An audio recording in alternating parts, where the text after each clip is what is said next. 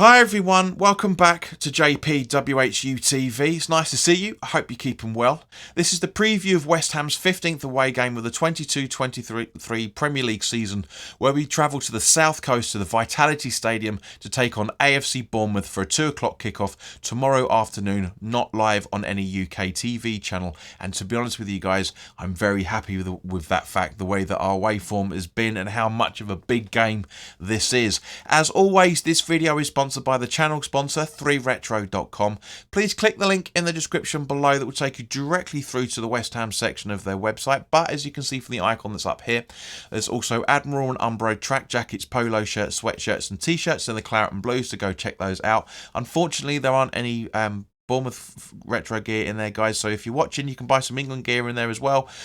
And any purchases you make through the link in the description below, the commission that the channel would normally be getting, I'll be sending directly onto the charity Iron Supporting Food Banks. They're based in the Newham area, and they're helping those in the Newham area and the Essex County and further afield for that matter, as they are now supporting 39 separate food banks to help people put food on their tables in these very, very, very difficult times. So guys, go grab yourself a really nice retro shirt or a very nice polo, albeit in West Ham colours or England colours if you're Bournemouth fans, and you'll be saving yourself a few quid, and you'll be helping those that are less fortunate than you and I. So as always, guys, let's start off by talking about the officials. Now, I'm afraid to say that the main referee for this game is the bald-headed bastard Anthony Taylor. His assistants are Gary Beswick and Adam Nunn, and the fourth official is Thomas Bramall.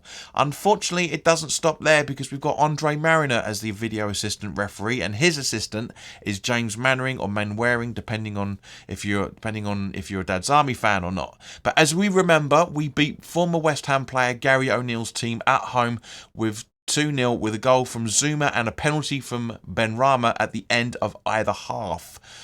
So unfortunately, or fortunately, depending on your point of view, Gary O'Neill isn't the only former West Ham player that we're going to be talking about today. But yeah, we were very, very fortunate, shall we say, with the way that Bournemouth played to get those all 3 points in that fixture in October, if I remember correctly. But yeah, our away form needs to massively improve. Now, our last away trip to the Vitality Stadium was back in September of 2019, so we're not really going to go through the last 6 because it's just not long enough and not relevant, to be honest with you guys. That we've had such a major overhaul of the squad over the last 3 to 4 years, it's not really worth mentioning it. But in that game, we drew 2-2 with goals from Yarmolenko, King and Wilson in the first half, and Aaron Creswell stepped up to take the point in the second half. Now, David Moyes' Premier League record away at Bournemouth is equally pretty boring, because to be honest with you guys, he's only actually managed at the Bournemouth Stadium twice. Obviously, there's more in the Football League when it was League One before the Premier League started. But yeah, he's won once and drawn once there. That's it. Nothing else. So it's not really that worthwhile talking about at the moment. Bournemouth are 2 points above us on 33 points, on 14th in the table, winning 9, drawing 6 and losing 16, scoring 16 goals and conceding 59. Now, since taking over, Gary O'Neill's go-to formation seems to be predominantly a 4-4-2. Now, one of the websites that both myself and Luke from the Three Hammers uses to do our research when it comes to these previews are saying that they're going to go for 4-2-3-1. I haven't seen his preview yet, but I'm sure he's saying the same thing. I don't think he will. Yes, they do have injuries, which we will come on to in a moment, but I don't think he's going to change the formation that drastically. But at the same point, when you've got a 4-4-2 with certain players that you can put in that for that formation, you can evolve it into a 4-3-3 or 4-2-3-1. So I think the reason why that website WhoScored.com is the one that Luke and I use. There's a very good chance that David Moyes is going to go 4-2-3-1 in his formations. That's probably why they've done Bournemouth to do that. But I don't think he will. I really don't think he will, guys. You know full well. Always adapt your formation to exploit the weaknesses of your opponent's formation. And yeah, I can't see 2 sets of 4-2-3-1, but you never know. We'll find out tomorrow, and hopefully you guys will be here to watch it with me.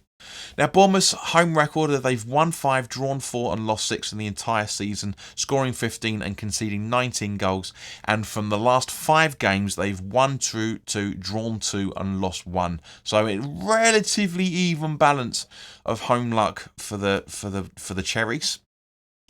Now their style of play is attacking down the left, and also attacking with long balls, attempting through balls often, and playing in their own half. Now, for some random reason, they don't seem to have that many strengths, which I disagree with. Again, it's the same website that Luke and I say they don't have any strengths, but I think they do. I think they are quite an attacking team, but they are poor at the possession. But yeah, they can give teams problems. So I don't really know why that website's saying what it is. But from what I remember when we played Bournemouth early in the season, they did have some decent attempts down the wings. They did play well. They did have some good strengths in getting in and around the defensive line. But they are weak at avoiding fouls in dangerous areas and defending against wing attacks. And they are very weak at keeping possession, protecting the lead, and defending against set pieces. But I do remember them having quite a fair bit of possession. So maybe this information was done at the start of the season when they were really, really down in the mire. But yeah, anyway, who knows? Now, looking at injuries, former West Ham graduate Junior Stanislas is building up his match fitness from a knock. But that's about as much as I could find out. I even did some research into some press articles, and all it seems that Gary O'Neill was saying that he's got a knock. So not really sure what's going on there. Former West Ham player Ryan Fredericks is returning from an calf injury. But not a former Hammer. Traore is out for another week with an ankle injury, and not former Hammer Susperengui, I think you pronounce it, is 50% chance of returning due to a lower back pain. Now, so to be honest with you guys, I miss Junior Stanislas. He had so much potential, and he's been so good for Bournemouth since he left them. Left us and joined them. Get my tongue back in. God, you can tell it's Saturday morning, can't you?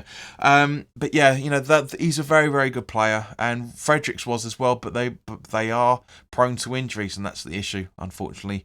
Stanislas should have been given better chances under Sam Allardyce, as far as I'm concerned.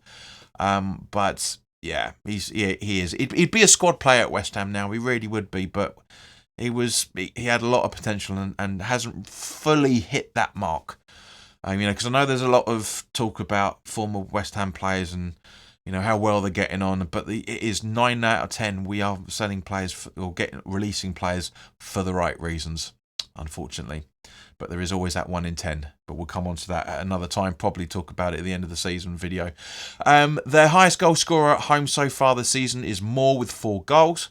And their highest assister is Utara with 3 assists. Now, bearing in mind that Utara is a left winger, that's unusual that he hasn't actually put any goals on the score sheet yet. But he is a player that we need to look out for, along with Solanke, Cook, Kelly, Semenyo, or Semenyo, however the fuck you pronounce it. You know what I'm talking about. But they don't have that many players that I can think of that we should be keeping an eye out for. Now, guys, put your comments in the comments section below. As always, there are timestamps so you can jump around. But by all means, please do let me know who you think we should be looking out for tomorrow. But this now brings me around nicely to the Patreon analysis, where we go into a bit more detail, looking at the team that I reckon Gary O'Neill is going to put out. As I say, the tactics of the 4-4-2 and how to exploit it, and also a few other bits and pieces. So if you want to become a Patreon, links in the description below for less than half a pint in London a month. So guys, let's now turn over to the Patreon section so we can discuss it. Okay guys, so turning to West Ham now. Very, very good point against Arsenal at home. Despite going 2-0 down, obviously we know that Arsenal fucked it last night as well. So from the available 7 points they could have picked up on the road, Liverpool, us, and then playing Brighton last night at home. They've only really picked up 3 out of that, and it's not good enough if you're going for a title challenge, because it really puts everything in Man City's perspective now, and in their home, in their little kitty, whichever way you want to look at it, guys. But yeah, it is. I was very, very proud overall with the attacking mentality that West Ham showed. You can argue that David Moyes got the tactics spot on. The individual errors again led to the goals, but I do think we showed our worth, and we've had some really, really fucking bad luck, really, really bad luck over the last few for the majority of this season.